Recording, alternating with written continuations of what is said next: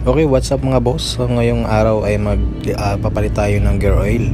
Sa kadahilanan mayroon tayong naririnig na sipol. So ang odo nito ay 500 km pa lamang. So ito yung first gear oil nya. So ito yung ating Euro Samurai 155.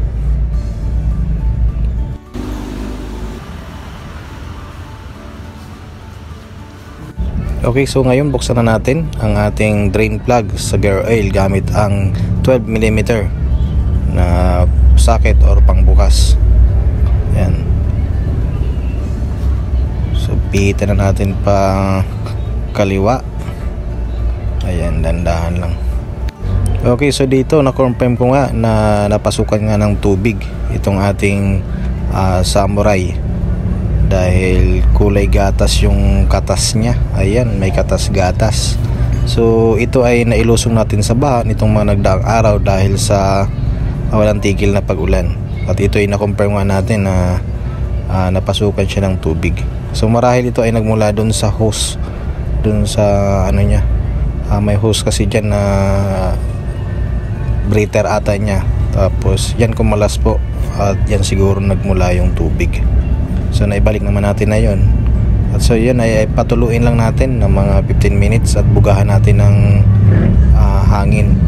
So sayang nga lang wala tayong air pressure, pero gamitin natin yung panghangin ng gulong para kahit paano mabugahan pa rin.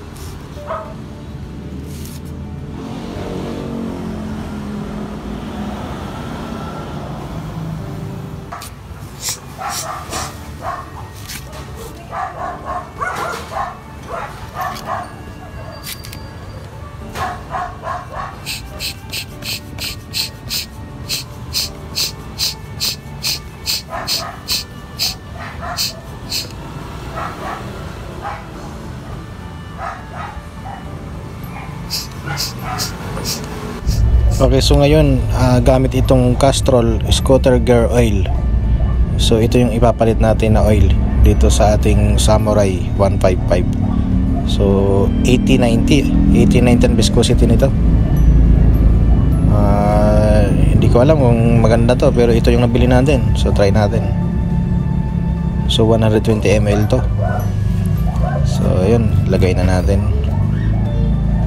So lagay muna natin yung tornilyo ng drain plug at saka natin lagay yung ating bagong gear oil.